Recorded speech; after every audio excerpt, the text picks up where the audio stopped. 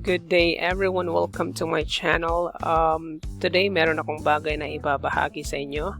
This could be an investment platform na pwede nyong i-explore, pwede kayong kumita dito. And the good thing about this is being a member of this is free. Wala po kayong babayaran to be part of this business investment platform. At ano ba ang tinutukoy ko? It's very obvious that makikita nyo naman sa inyong screen. It's Seedin Philippines. So, ito po yung main website nila. Meron din po silang available na application. At i-highlight ko lang muna sa inyo some of information about Seedin, and later on we will proceed to the frequently asked questions about this company. So as you can see, in a nutshell, ang Seedin po ay lugar kung saan ang isang kampanya ay pumupunta upang manghiram ng pera para sa kanilang negosyo, at ang mga ordinaryong mamamayan naman natin o individual member pumupunta din sa Seedin para mag-invest o magpahiram ng kanilang pera. So Seedin po ang tagapamagitan ng dalawang entities na ito, and they are Seedin is the one that facilitates everything. Pero bago yan, I just would like to give a disclaimer. Hindi po ako empleyado ng Seedin, because I'm just sharing this because I'm also one of the investors sa ganitong platform, and I just want to share this especially to those naghahanap ng saan nila mai-invest passively ang kanilang income. So just a quick glance, ang Seedin po ay hindi lang sa Pilipinas. Last year siya sa Philippines, if I'm not mistaken. At in Asia, in the whole Asia Pacific, it has funded already 9,492,903,743 pesos of all total fundings. Sa Pilipinas, na nakapag-fund lang siya so far ng 307,429,052 pesos. So, again, i-share ko lang sa inyo kung yung mga limited knowledge ko about the company, just for your personal information consumption. Oh, ayan. So, let's not keep the wait longer. I will now tour you, and or rather answer you or show you the frequently asked questions about Seedin. So, question number 1, ano ba si Seedin? Si Seedin po ay isang business financing platform.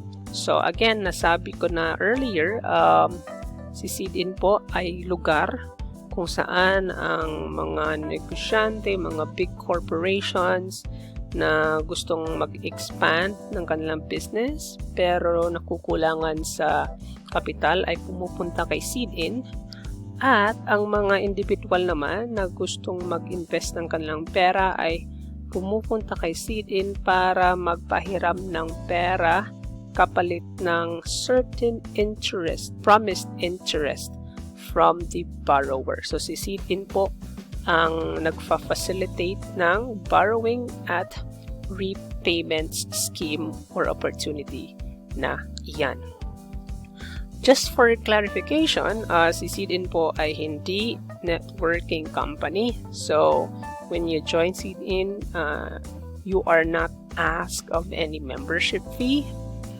You are not gonna sell any product, and you are not gonna recruit people for you to earn money here. There's no such a thing as that. Si Seedin din ay hindi bangko.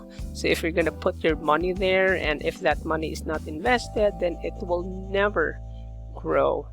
Number 3, hindi rin si Seedin mutual fund. And number 4, hindi siya stock market.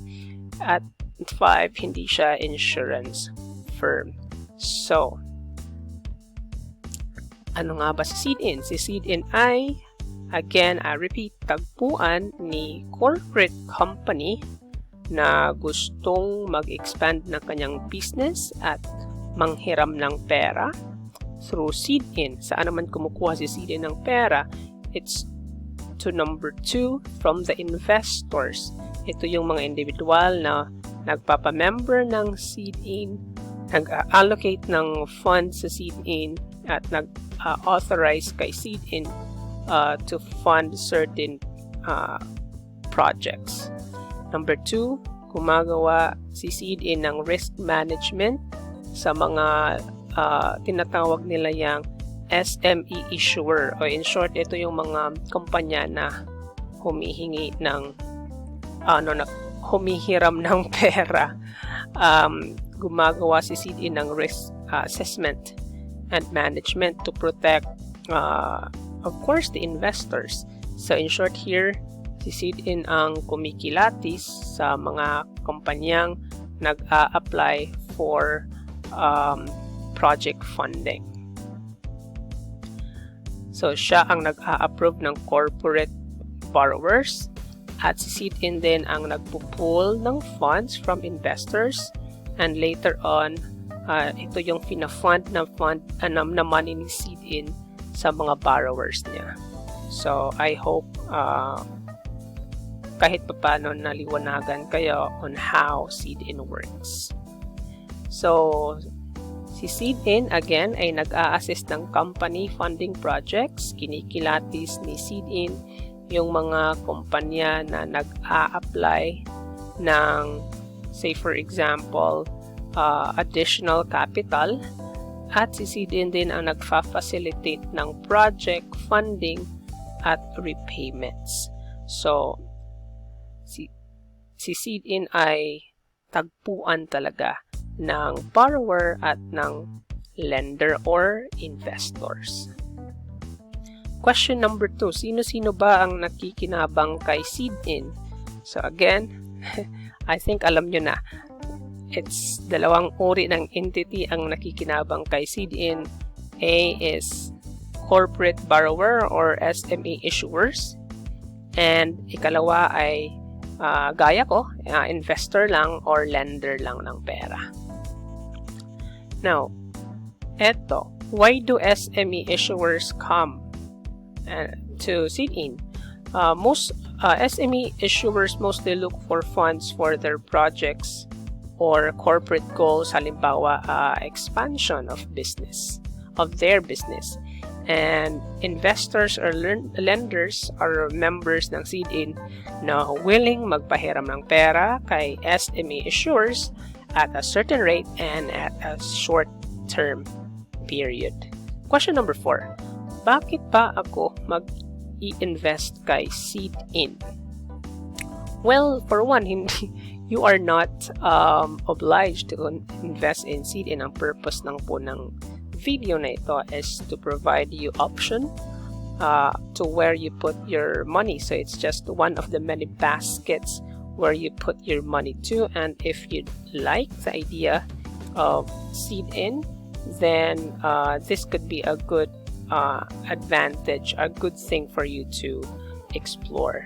Now, I'm gonna show you the advantages when investing in Seedin. Number 1, sa Seedin is just short-term investing. Pag sinabing short, mataas na yung 12 months or 1 year. In my experience, mostly 6 months, 5 months lang ang mga investment terms, prepayment terms, at meron pang 1 month. And another kagandahan niya is once the project is funded, every month po, you have a monthly repayment. A portion of your money, principal amount, and your interest earned will be paid back to you on a monthly basis.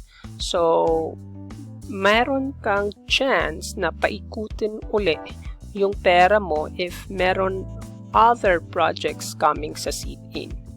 Number 2, Seedin offers a fixed interest rate. Per project po, in Seedin, the interest rates of return is different. May 11%, may 12%, 13, 14, 15%, even 16%. Pero so far, hindi pa ako nakakakita ng 10% or lesser na rate of return. Nasa 11 to 16 mostly per annum yung interest rate, and it's fixed. So, hindi siya volatile. Number 3, ang isang kagandahan kay Seedin is competitive ang return rate niya if you're gonna compare it to bonds, if you're gonna compare it to time deposits, if you're gonna compare it to even equity index o kaya bangko. Napakataas ng rate of returns ng Seedin. Fourth advantage is, I think I mentioned earlier, Seedin offers fast liquidity. So, kasi every month bumabalik yung pera mo, so you can have the power to decide on whether reinvesting the money or using that for other personal purposes. So, madali lang siya kasi short term lang din naman ang mga funding projects ng mga companies dito sa Seedin.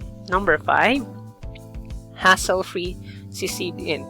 Kasi, hindi mo kailangang to be glued always to your computer. Kasi meron si Seedin feature which is Alfred Auto Invest. You just have to set it up. The Auto Invest option. I will create a video, a separate video for that. Madali lang siya. And as long as you define your investment parameters, then na-turn on mo si Alfred Auto Invest, fine. You can invest even if natutulog ka, kasi karamihan sa mga investments dito sa Seedin is napupuno agad. So if hindi mo siya automatic invest,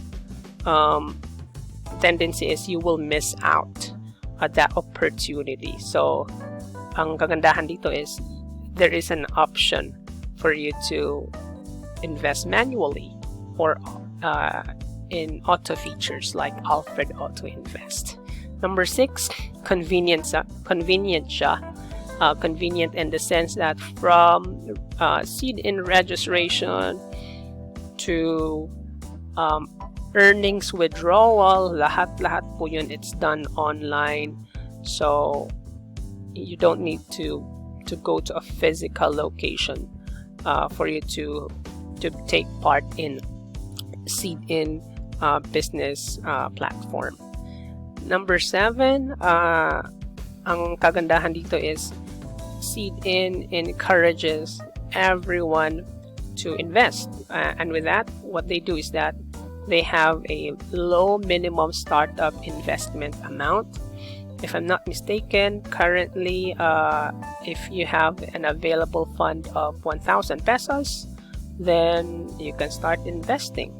And if hindi pa umabot ng 1,000 pesos ang nasa account mo, you can find ways to slowly increase your money until it reaches that threshold. So 1,000 lang po talaga yung minimum starting investment kay Seedin. Question number 5, what is the minimum amount investment? Currently, the minimum is 1,000, and nasa sayo po yan kung magkano ang i-invest mo per project. So in the past, ginagawa ko to, tong video na to, May 2020, so may COVID pa sa ngayon. Currently, walang masyadong projects si Seedin, but in the past, normally nasa, if I'm not mistaken, nasa 3 to 4 or more per month of projects meron si Seedin. So there are really a lot of things to choose from. Question number 6, paano ako makapagsimula? So there are 3 processes that you have to do for you to start investing in Seedin. Number 1 is you have to undergo account registration, and number 2, you have to undergo account verification, and for number 3, you have to do top up of your Seedin wallet so that you can start investing. Question 7, how can I register? May link ako sa description below. Please click on the link and register. And that my important notice lang, please fill out the necessary info and uploads in your profile account para mabilis ma-approve. Normally, ang mga uploads na gagawin mo ay, if I remember, picture of your ID and as well as your any billing statement that bears your name. And that leads to the next question. How would I know if verified na ang account ko? Seedin would notify you through your Seedin account if you are already a verified member and if you're ready to start your investing journey, and just make sure you complete your profile because that's the only key for you to be fully verified by Seedin. Question 9, ano ba yung top-up account? Okay, top-up is simple terms, in simple terms is paglagay ng pera sa Seedin account mo. That's why need din ng bank account mo para dun pwede mag-source out ng top-up fund at dun din i-credit mga fund withdrawals mo. So, kailangan na meron kang linked bank account or wallet, mobile wallet at that. Question 10, paano ba mag-top up? There are many different ways to top up. Number 1 is bank transfer. Number 2 is online banking. We have mobile wallet like GCash, over the counter, if I'm not mistaken, 7-Eleven, Easy Pay, but hindi pa ako nakatry niyan. Or you can do check. So the most famous na so far, I guess, ginagamit ng current members ng Seedin is bank transfer, online banking, and mobile wallet like GCash. Question 11, what happens if naka-top up na ako? Can I invest right away?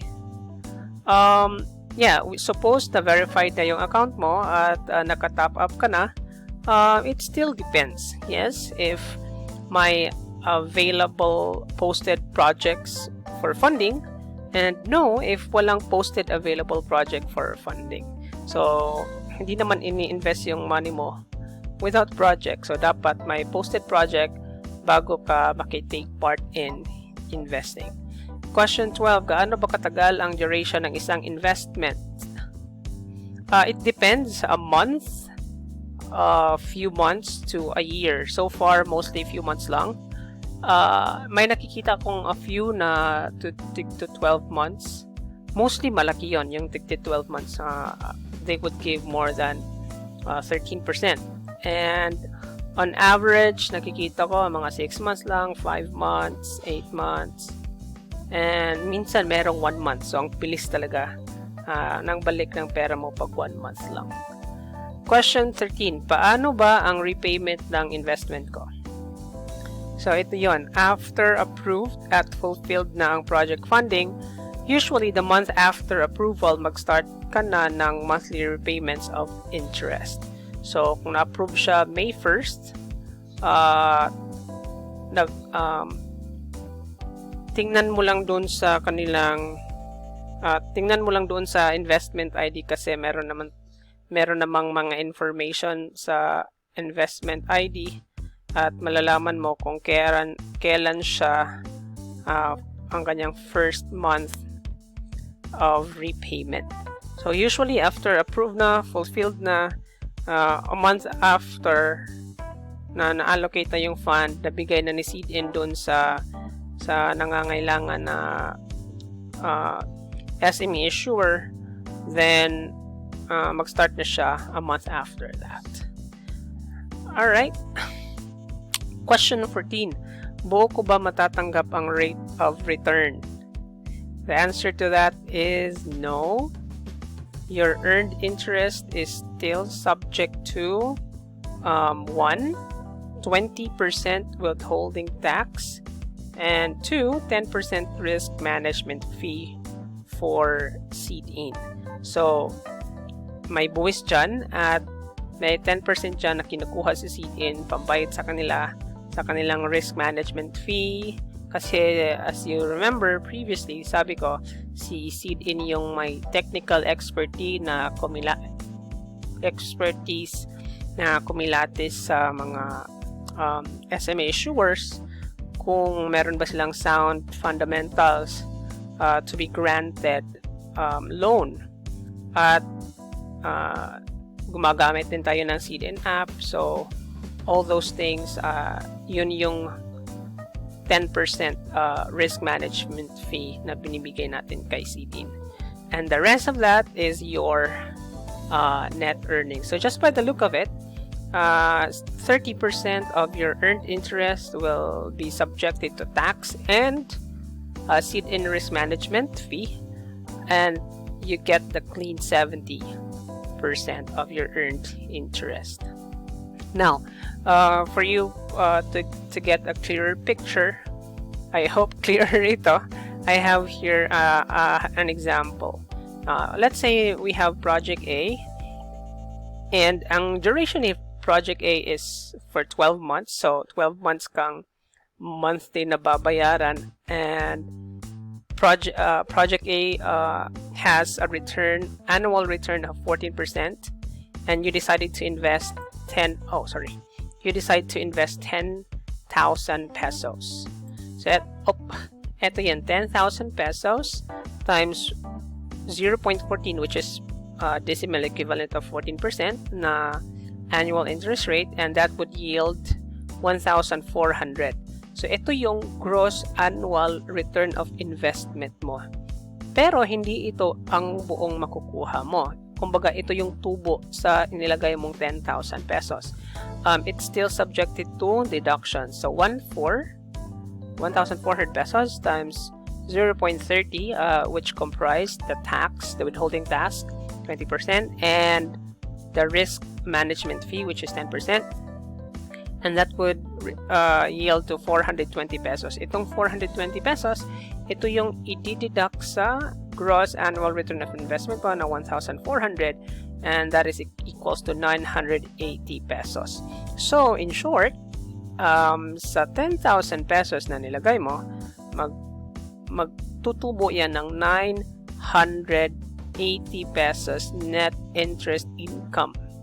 So, i-add on natin yan sa 10,000, which is your principal amount na ini-invest mo for a certain project, and the total money to return to you is 10,980.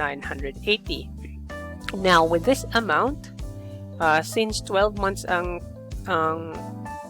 repayment terms, so 10,980 divides 12 months, and that is 915.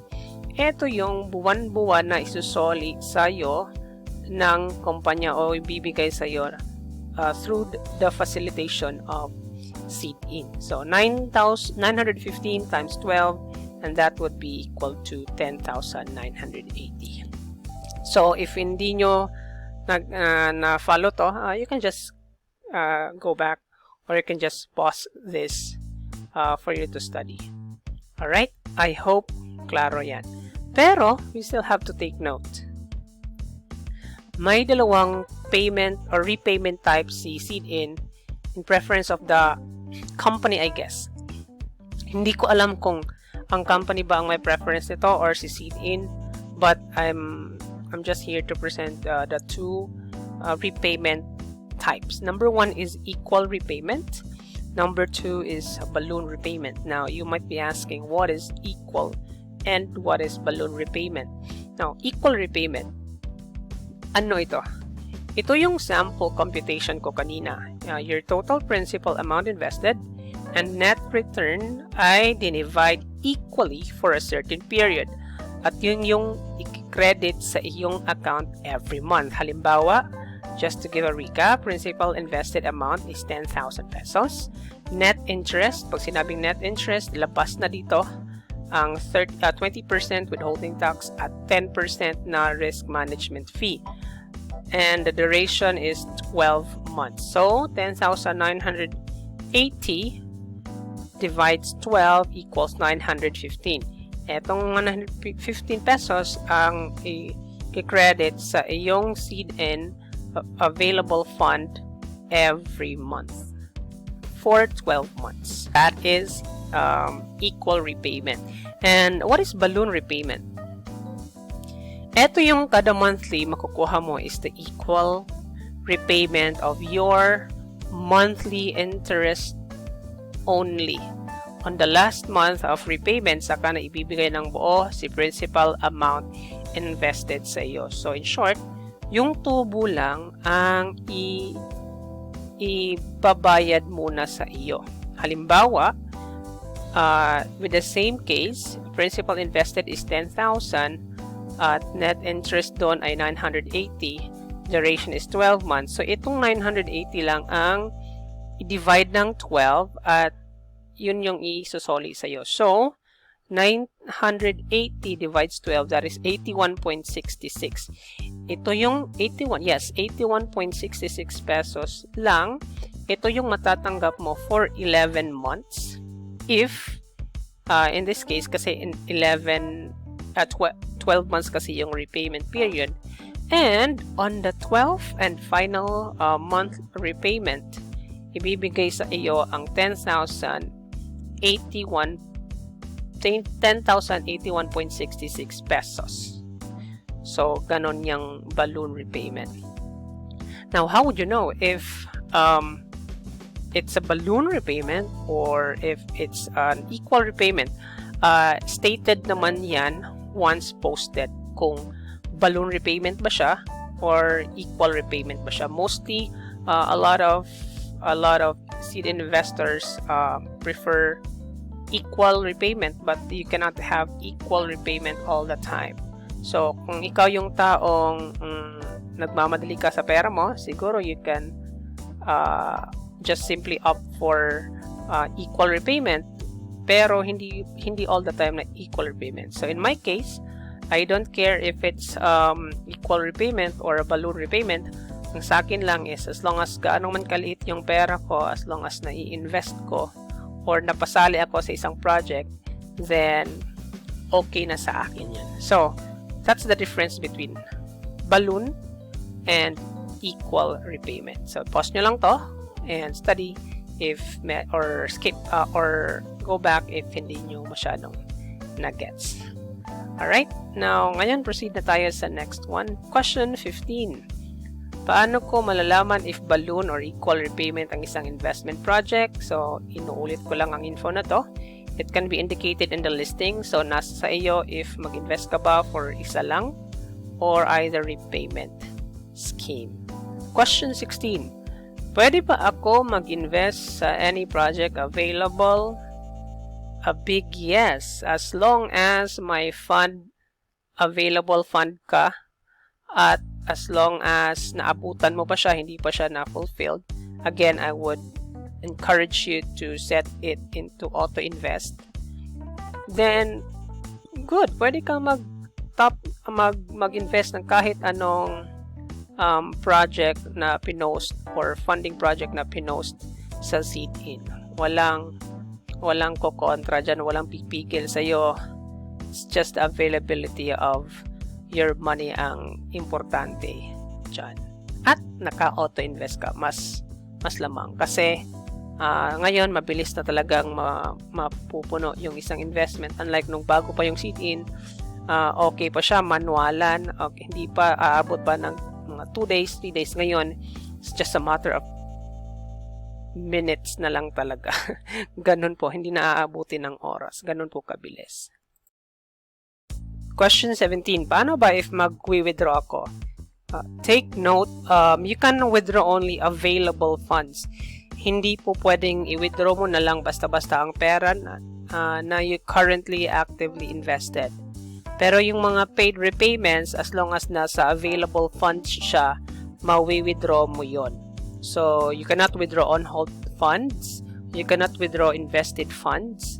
ang ma-withdraw mo lang is any amount na nandun sa available funds mo. So, ano ba yung mga pwedeng amounts na nandun sa available funds mo? Is either one, yun yung amount na tinatop up mo mula sa bangko or mula sa mobile wallet mo. Or number two, pera doon would be repayments. Yung mga monthly repayments na binibigay sa'yo ni Seedin. So, hindi pwedeng mag-invest ka for, say for example, 5 months duration, tsaka may emergency gamitin mo, hindi mo basta-basta mapupull out yung pera mo. So, dapat yung pera mo dito is really a pure investment. It's already apart from your emergency fund, it's already apart from your calamity fund, and so on. Question 18. What if walang project for funding at may pera ako sa aking Seedin account? Tutubo ba ang pera ko?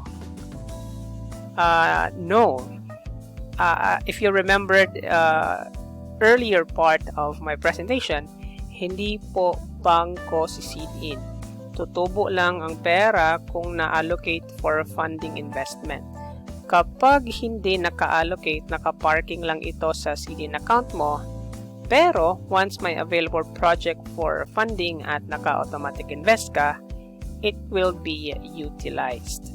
And kung naka-parking lang siya at wala namang posted na investment or funding project, rather, pwede mo siyang i-withdraw if may paggagamitan ka sa ibang bagay. Pwede naman. Pero if wala, I suggest just park it there kasi wala namang heads up si Seedin kung magbibigay na ba siya ng ganitong may posting ba sa ganitong araw. Kusa na lang siyang darating. Okay. Now, question 19. What if walang sorry. It's just repetition. Okay, sorry. Now, question 20.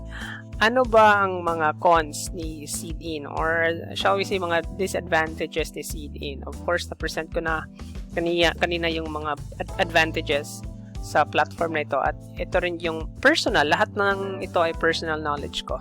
Okay? And personal opinion ko. So, number one is, once nag-invest ka, investor ka lang, you are not a part owner of the company.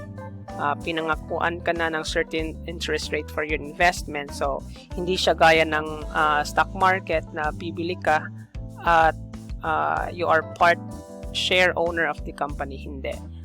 Pero yung stock market, volatile siya kasi pwedeng pagbili mo, kinabukasan, tataas yung value ng stock mo or bababa yung value ng stock mo. Pero ito, hindi. You invest at bago ka nag-invest, alam mo na kagad ang percentage of return sa investment mo. So, you're an investor but you can never be a part owner of the company. Pero okay lang.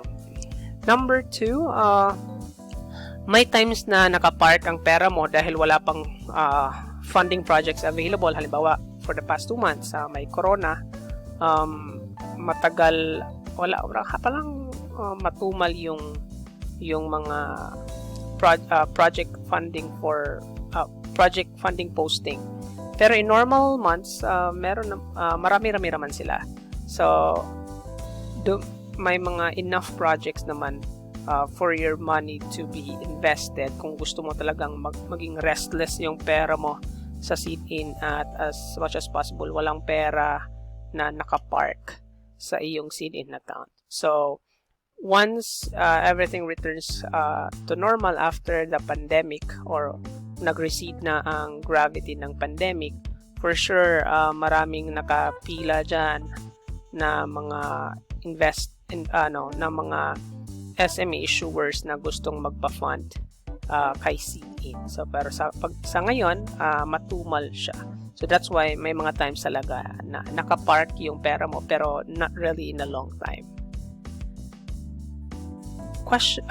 Number 3, hindi mo basta-basta ma-withdraw yung money mo once actively invested.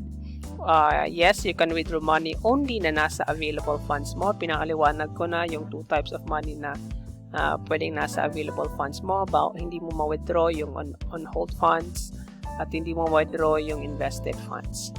So, pero that's why we are here investing kahit pa konti-konti. So, make sure you understood the concept of investing. Invest mo lang ito, extra money. Labas na ito sa basic necessity mo, labas na ito sa iyong calamity fund, at labas na ito sa iyong emergency fund para kahit papano hindi mo siya magalaw-galaw at hindi ka magkakaproblema so when there are emergency or calamities. Number 4, pwedeng mangyari to kahit sino. You may miss out funding projects kahit may available fund ka for investment. Lalo na, when do you miss out? Lalo na kapag hindi ka naka-auto-invest. Nung bago pa si Seedin, manual, walang masyadong nag-auto-invest, okay pa, makakahabol ka pa sa mga investment. It would take 1 day, 2 days, 3 days to be fulfilled.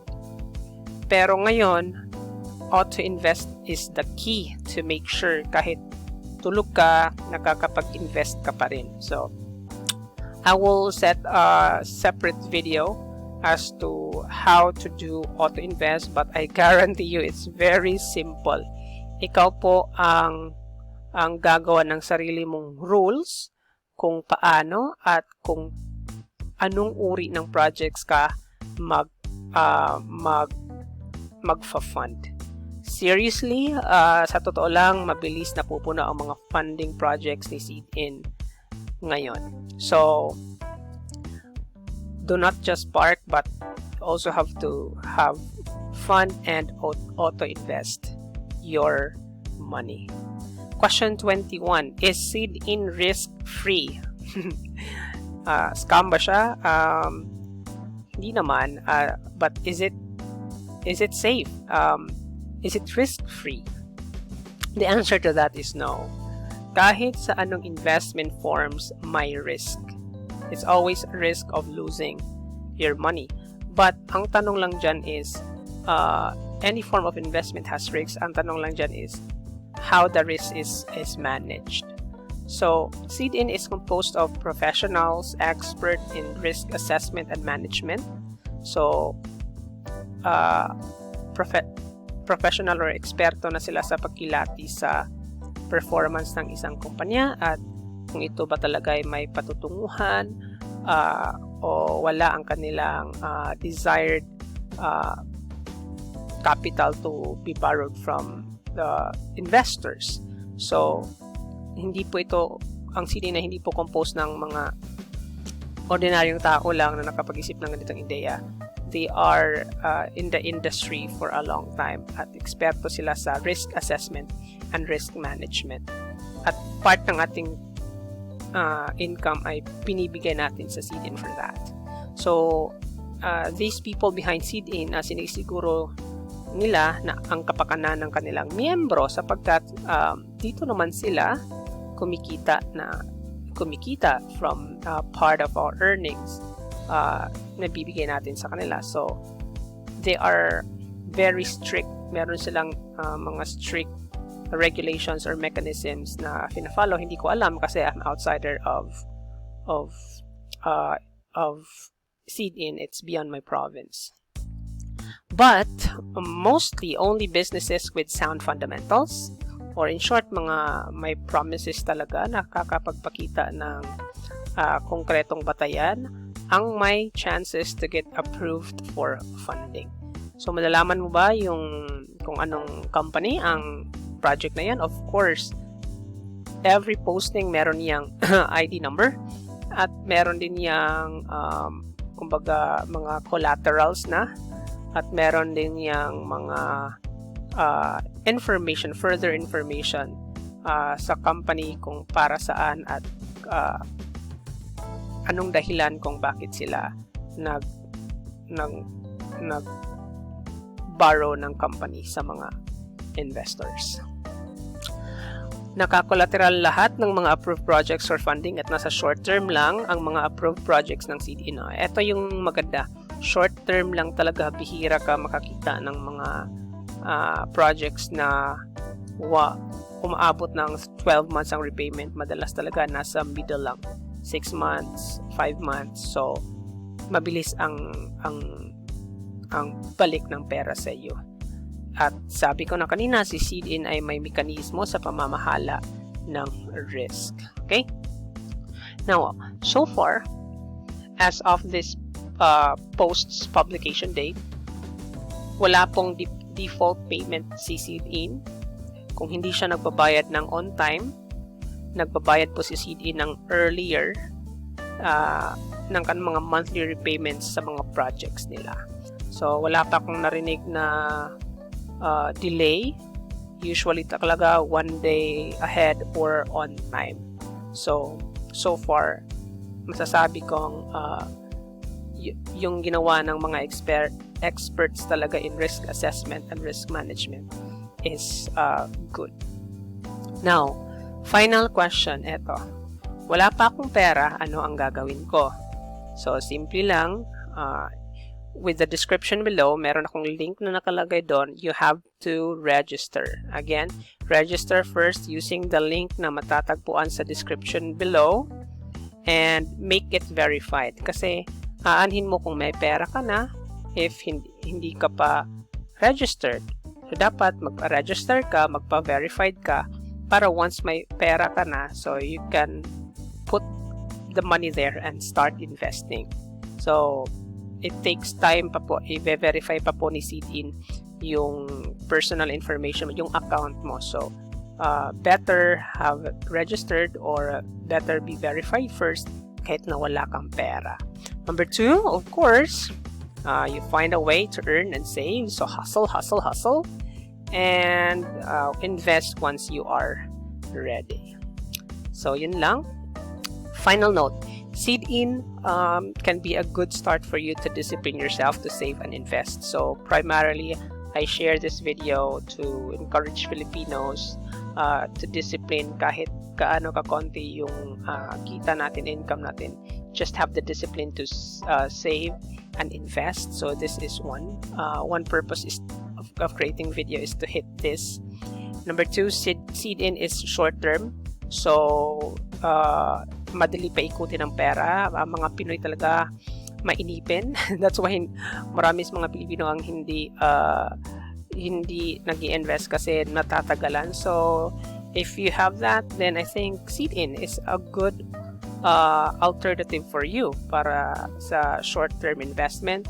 And then, sa mga nakapag-invest na, may stocks, bonds, insurance, etc., Seedin is one way for you to diversify your investments.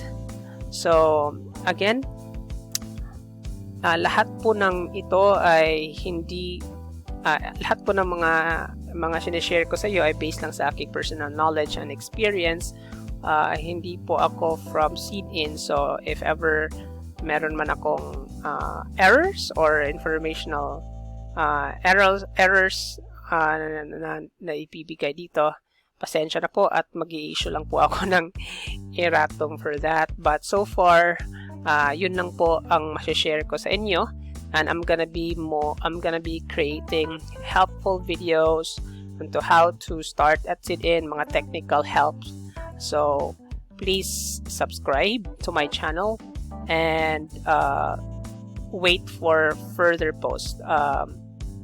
Yun lang po. May God bless us all at salamat sa panonood for this.